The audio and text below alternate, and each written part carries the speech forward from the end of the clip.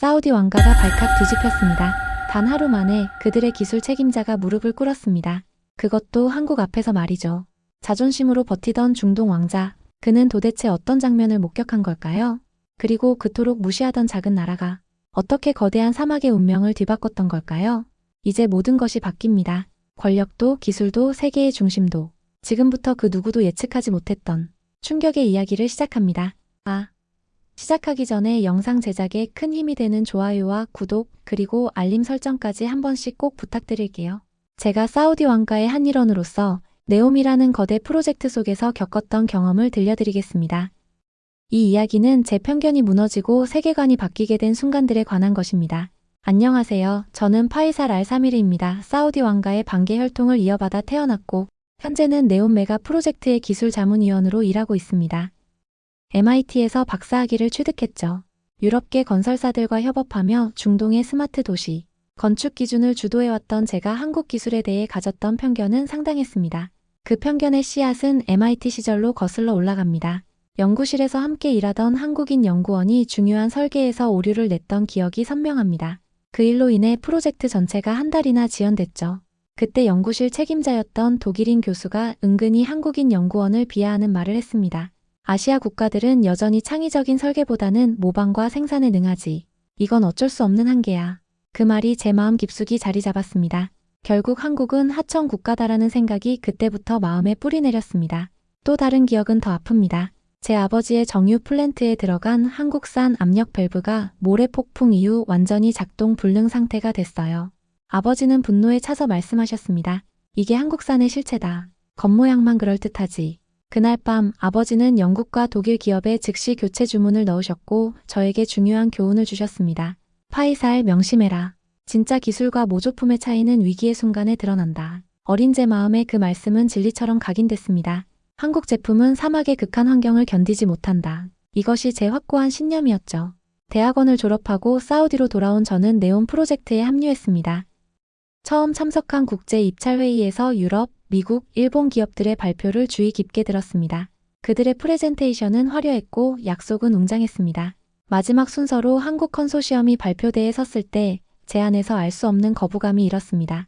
그들이 말하는 혁신적인 솔루션과 비용 효율성이 귀에 들어오지 않았습니다. 저는 회의가 끝나고 동료들과 커피를 마시며 이렇게 말했습니다. 한국인들은 판매에는 능하지만 사막의 현실을 모르는 것 같군. 얼마 전 네옴 프로젝트에 한국 업체가 또다시 입찰을 넣었다는 소식을 들었을 때 저는 회의석상에서 크게 웃으며 말했습니다. 우리 사막에서 한국 제품이 버티겠나? 그들이 만든 제품은 우리의 모래 한 톨도 견디지 못할 텐데. 회의실에 있던 다른 이들도 동조했습니다. 우리 모두 서구의 기술만이 최고라 믿었으니까요. 그 순간 제 얼굴에는 오만함이 가득했고 마음 한편에는 왠지 모를 우월감이 흘렀습니다. 세계 최고의 대학에서 공부한 엘리트로서 저는 제가 기술의 우열을 가릴 충분한 지식이 있다고 자부했습니다. 하지만 운명은 아이러니했습니다. 제가 가장 경멸했던 그 기술이 결국 제 명예를 구하게 될 줄은 그 누구도 예상하지 못했습니다. 네옴의 그린 에너지 핵심 구간은 제가 직접 담당하던 구역이었습니다. 유럽의 최첨단 기술이 적용된 ESS, 즉 에너지 저장 시스템이 그곳에 설치됐죠. 독일, 프랑스, 영국의 전문가들이 참여한 이 프로젝트는 왕세자의 특별한 관심사였고 성공적인 완수는 저의 경력의 중요한 이정표가 될 것이었습니다. 처음 시스템이 가동되던 날 저는 가슴이 부풀었습니다. 완벽해 보였습니다. 적어도 처음에는요. 문제가 시작된 건 어느 화요일 아침이었습니다. 경보음이 울리면서 시스템 오류 메시지가 화면을 가득 채웠습니다. ESS에서 오류가 발생했고 발전 시스템 전체가 다운될 위기에 처했습니다. 독일에서 온 수석 엔지니어는 당혹스러운 표정으로 저에게 다가왔습니다. 파이살님, 문제가 생겼습니다. 시스템이 사막의 높은 열과 미세 모래를 견디지 못하고 있어요. 이런 환경은 우리가 테스트했던 것보다 훨씬 가혹합니다. 그 순간 제 심장이 내려앉는 것 같았습니다. 입이 바짝 마르고 목에는 무언가 걸린 듯한 느낌이 들었습니다. 이 프로젝트는 제 명예와 직접적으로 연결되어 있었습니다. 실패는 용납될 수 없었죠. 그럼 해결책은? 제가 물었습니다. 목소리가 떨리는 것을 감추려 했었지만 내면의 불안은 점점 커져갔습니다. 글쎄요. 시스템을 완전히 재설계해야 할 수도 있습니다. 최소 6개월은 걸릴 겁니다. 6개월이라고요? 불가능했습니다. 왕세자는 이미 이 구간의 시차를 예정해 두셨고 일정 지연은 곧 저의 책임 문제로 직결됐습니다. 저는 어린 시절 아버지께서 사업에 실패했을 때 우리 가족이 받았던 냉대를 생생히 기억합니다. 사우디 왕가에서 실패는 오직 한 번만 허용됩니다. 두 번째는 없습니다. 숨이 턱 막히는 순간이었죠. 회의실에서 비상대책회의가 열렸습니다.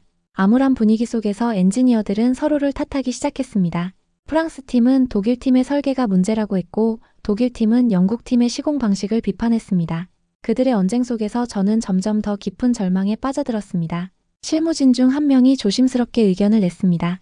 한국의 모듈형 복합에너지 시스템이 유사한 환경에서 테스트를 통과한 바 있습니다. 두바이와 카타르의 사막 지역에서 이미 검증이 되었고요. 긴급 상황인 만큼 그쪽에 도움을 요청해보는 건 어떨까요? 제 귀를 의심했습니다. 한국이라고요? 그들의 조립 기술로 우리의 내용을 맡기겠다는 건가요? 저는 그 자리에서 일어나 손바닥으로 테이블을 내리쳤습니다.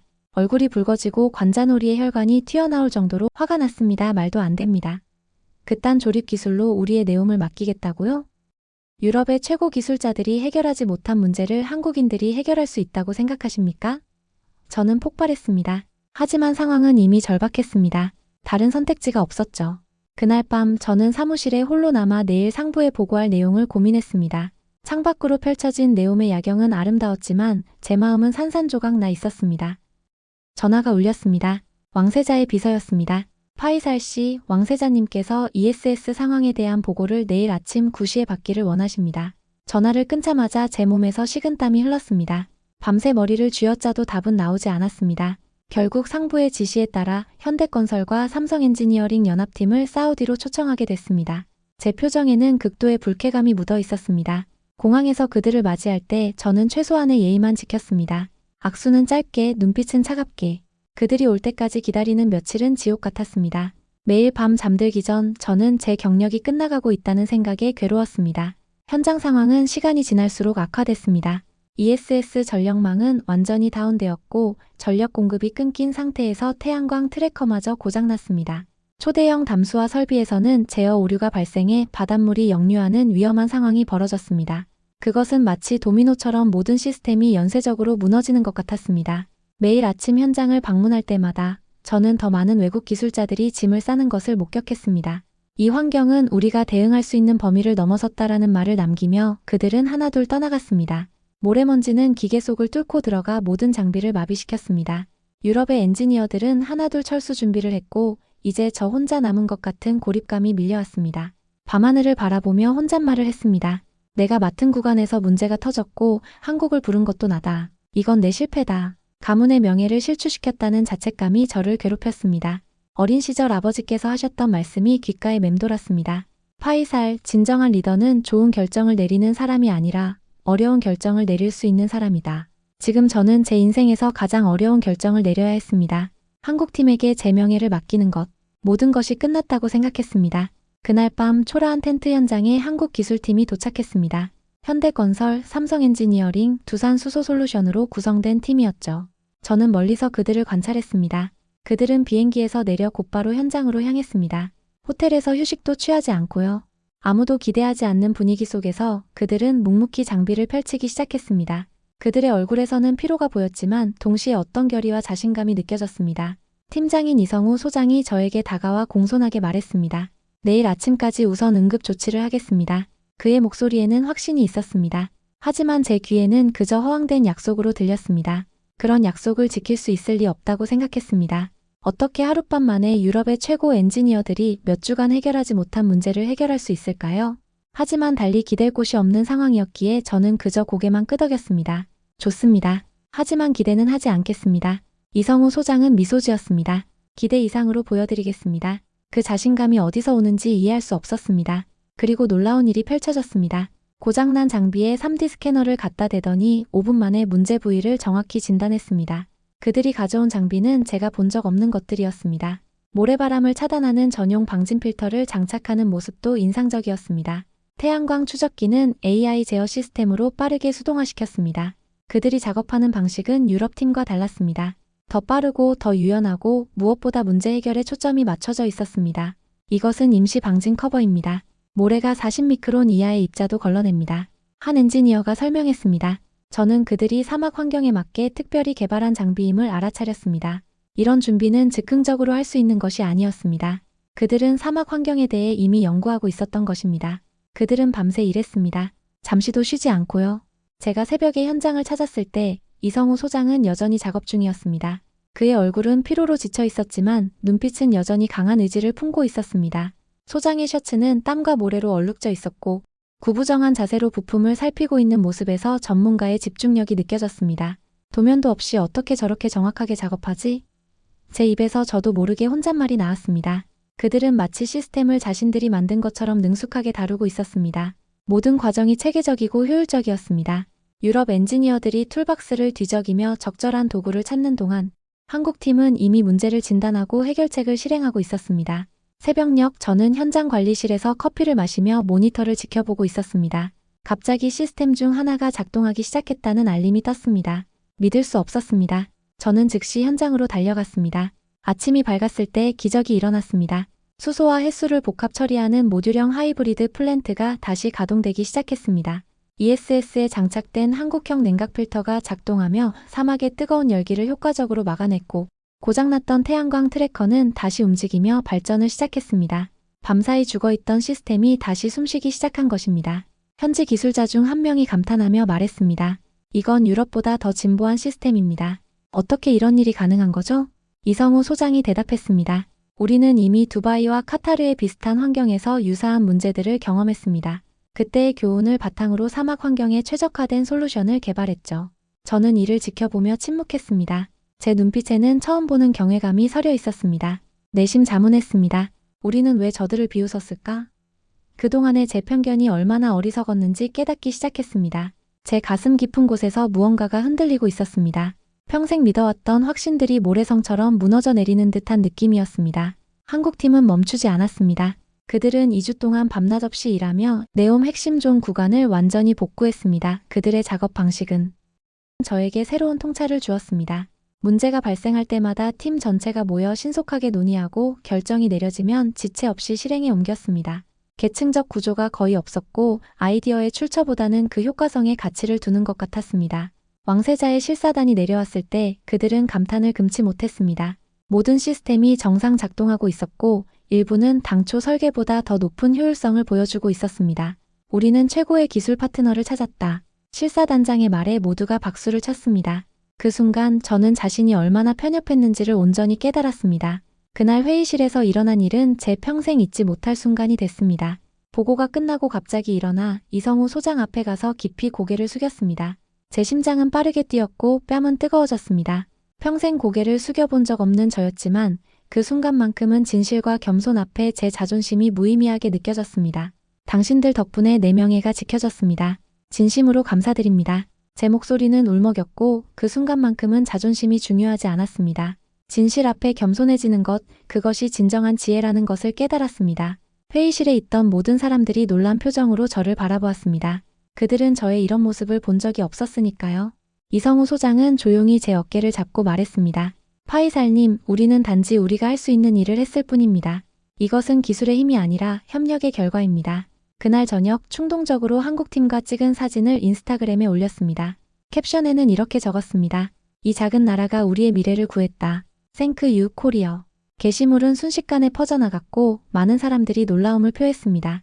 특히 저를 아는 사람들은 더욱 놀랐을 겁니다. 한국 기술을 그토록 경멸했던 제가 이제는 그들을 칭송하고 있으니까요. 그 게시물에 달린 댓글 중 하나가 눈에 띄었습니다. 제 MIT 시절 독일인 교수였습니다. 파이살, 우리 모두 배울 점이 있군요. 편견을 넘어서는 용기의 박수를 보냅니다. 그 말에 제 눈시울이 뜨거워졌습니다. 잘못된 편견을 인정하는 것은 고통스럽지만 동시에 자유로워지는 느낌이었습니다. 이성우 소장과의 대화는 제 인생의 전환점이 됐습니다. 프로젝트가 완료된 후 함께 차를 마시며 대화를 나눴습니다. 사막의 석양이 붉게 물들어가는 저녁이었습니다. 저는 그동안 품었던 궁금증을 물었습니다. 소장님, 솔직히 묻겠습니다. 왜 이렇게 헌신적으로 일하셨습니까? 단순히 계약 때문인가요? 아니면 다른 이유가 있습니까?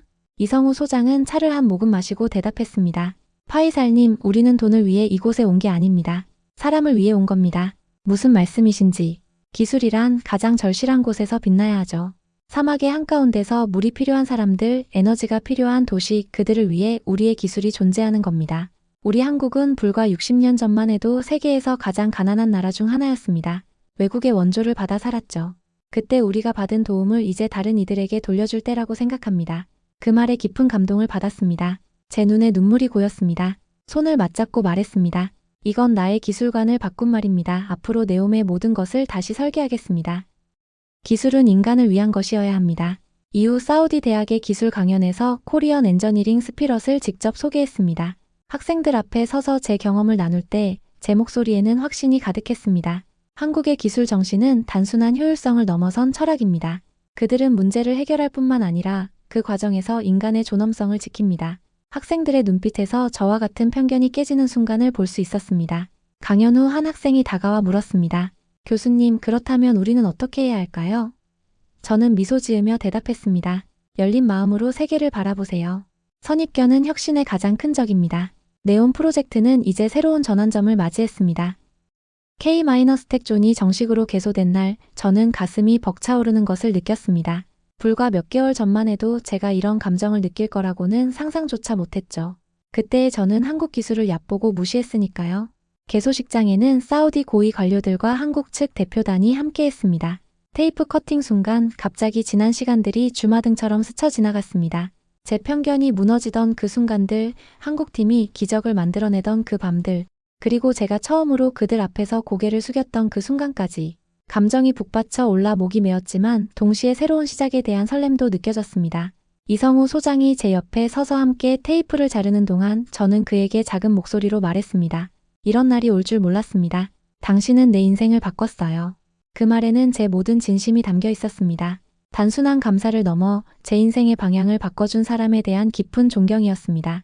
이성우 소장은 미소를 지으며 대답했습니다. 우리는 서로의 인생을 바꾼 겁니다. 파이살. 이건 시작일 뿐이죠.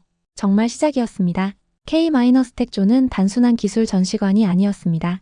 한국과 사우디의 젊은 엔지니어들이 함께 모여 미래 기술을 연구하고 개발하는 공간이었죠.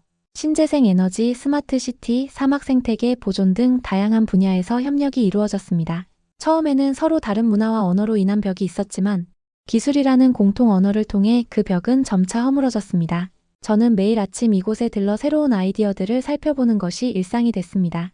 예전의 저라면 상상도 할 수 없었던 일이죠. 한때는 한국 기술을 멸시했던 제가 이제는 그들의 아이디어를 배우기 위해 귀 기울이고 있었으니까요.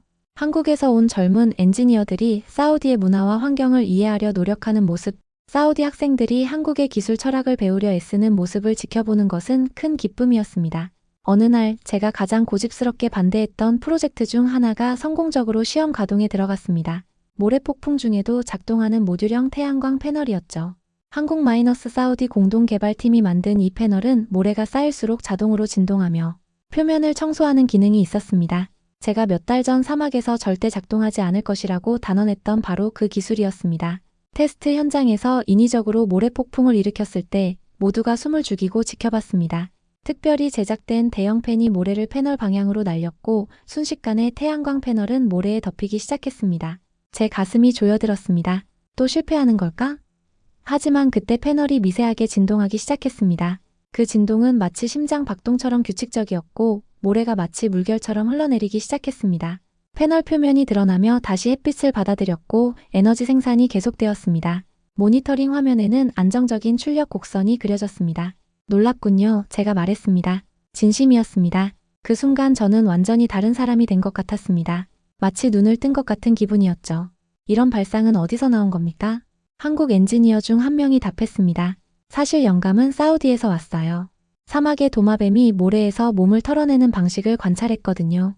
자연은 이미 수천 년 동안 이 문제를 해결해 왔습니다. 그 말에 제 가슴이 뭉클해졌습니다. 한국 기술자들은 우리의 환경을 단순한 극복 대상이 아닌 영감의 원천으로 바라보고 있었던 겁니다. 그들은 우리 사막을 이해하려 했고 그 안에서 해결책을 찾아냈습니다. 저는 평생 사막에서 살았지만 사막의 지혜를 보지 못했습니다. 그런데 한국에서 온 그들은 사막의 말을 들을 줄 알았습니다. 네온 프로젝트가 진행될수록 한국 기술의 진가는 더욱 빛을 발했습니다.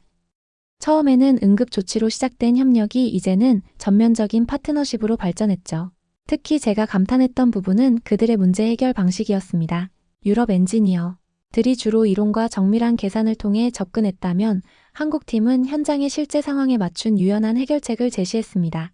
한 번은 네옴의 수자원 관리 시스템에 문제가 생겼을 때였습니다.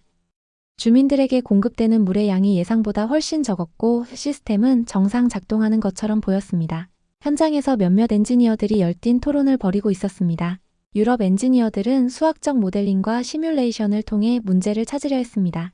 저는 조용히 다가가 지켜봤습니다. 이 문제는 기술적 접근만으로는 해결이 어렵습니다. 한국 엔지니어가 말했습니다. 지역 주민들의 물 사용 패턴을 이해해야 해요. 데이터만으로는 실제 상황을 알 수 없습니다. 그 말에 몇몇 유럽 엔지니어들이 코웃음을 쳤습니다. 그게 어떻게 시스템 오류와 관련이 있지? 하지만 한국팀은 굴하지 않았습니다. 그들은 바로 현장 조사팀을 꾸려 주변 마을로 향했습니다. 주민들과 직접 대화하고 그들의 일상을 관찰했죠. 저는 호기심에 그들을 따라갔습니다. 그곳에서 발견한 것은 놀라웠습니다. 주민들은 시스템이 설계된 방식과 전혀 다르게 물을 사용하고 있었습니다. 문화적 차이로 인해 물 사용 패턴이 완전히 달랐던 것입니다. 한국팀은 이 발견을 바탕으로 돌아와서는 완전히 새로운 시스템을 제안했습니다. 기술과 문화, 사람의 생활 양식을 모두 고려한 통합적 접근법이었습니다. 그들은 주민들의 생활 패턴에 맞춰 시스템을 재조정했고 결과는 놀라웠습니다. 물 공급량이 30% 증가했고 낭비는 크게 줄었습니다. 이것이 바로 제가 한국의 기술 철학이라고 부르게 된 것입니다. 기술을 위한 기술이 아니라 사람을 위한 기술. 그들에게 기술은 목적이 아닌 수단이었던 겁니다. 이 경험은 저에게 깊은 인상을 남겼고 제 관점을 완전히 바꿔놓았습니다. 얼마 후 왕세자께서 네옴을 시찰하러 오셨습니다. 제가 직접 안내를 맡았고 K테크존에 특별히 시간을 할애했습니다. 왕세자께서는 모든 것을 꼼꼼히 살펴보시더니 이성우 소장에게 질문을 던지셨습니다. 당신들은 왜 사우디에 이토록 헌신하는 겁니까? 단순히 계약 때문인가요? 이성우 소장의 대답은 간결했지만 힘이 있었습니다. 저희는 역사를 만들고 있다고 생각합니다. 사막에 꿈의 도시를 세우는 일, 이것은 단순한 비즈니스가 아닙니다. 인류의 도전이죠.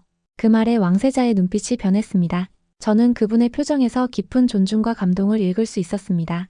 왕세자께서는 깊이 고개를 끄덕이셨고 그날 저녁 공식 만찬에서 K테크존에 대한 추가 투자를 발표하셨습니다.